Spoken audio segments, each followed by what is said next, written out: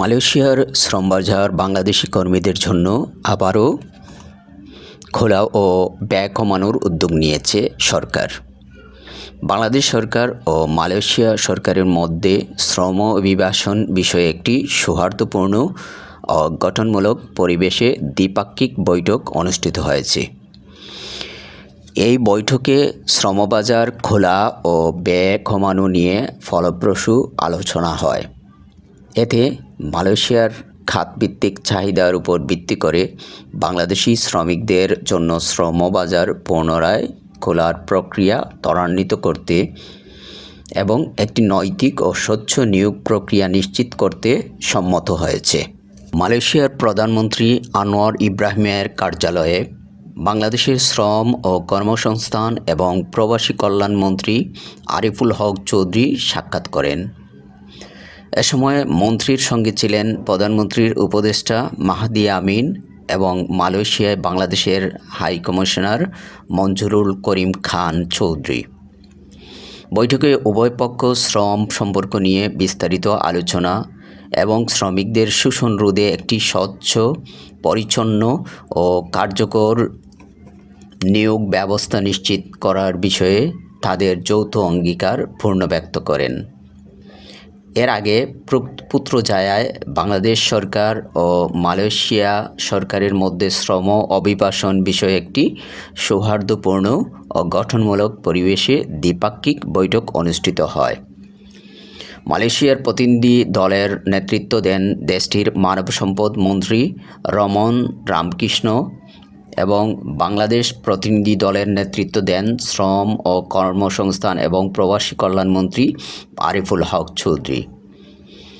তার সঙ্গে ছিলেন প্রধানমন্ত্রীর উপদেষ্টা মাহাদি আমিন। শ্রম অভিবাসন বিষয়ে বৈঠক প্রসঙ্গে দুই দেশ যৌথ সংবাদ বিবৃতিতে বাংলাদেশ ও মালয়েশিয়ার উভয় সরকার অভিবাসনে তাদের দীর্ঘস্থায়ী ও পারস্পরিকভাবে লাভজনক অংশীদারিত্ব পুনর্ব্যক্ত করেন এবং একটি স্বচ্ছ, অন্তর্ভুক্তিমূলক ও বাস্তবসম্মত কাঠামোর মাধ্যমে সহযোগিতা জোরদার করার বিষয়ে তাদের যৌথ অঙ্গীকার ব্যক্ত করেন, যা বিদ্যমান নিয়োগ সংক্রান্ত প্রতিবন্ধকতাগুলো মোকাবেলার পাশাপাশি নিরাপদ, সুশৃঙ্খল ও নিয়মিত অভিবাসন নিশ্চিত করবে।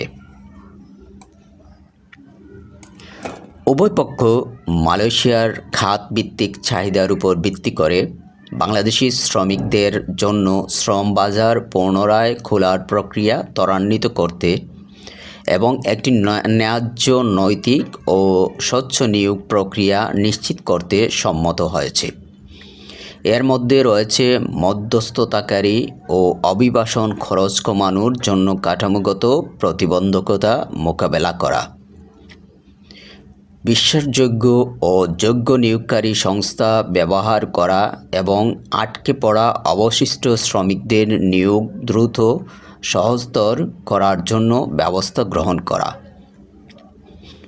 যৌথ সংবাদ বিবৃতিতে আরও বলা হয়, বৈঠকে মালয়েশিয়ার পক্ষ থেকে সকল উৎস দেশের জন্য প্রযোজ্য একটি প্রযুক্তি চালিত AI ভিত্তিক নিয়োগ ব্যবস্থা চালুর উদ্যোগ সম্পর্কে অবহিত করা হয়। এর লক্ষ্য হল মধ্যস্থতাকারী কমানো, অভিবাসন খরচ হ্রাস করা এবং নিয়োগকর্তারা যেন নিয়োগের সম্পূর্ণ খরচ বহন করে তা নিশ্চিত করা, যার ফলে আন্তর্জাতিক শ্রম সংস্থা ILO এর নির্দেশিকা অনুযায়ী নিয়োগকর্তা অর্থ প্রদান করে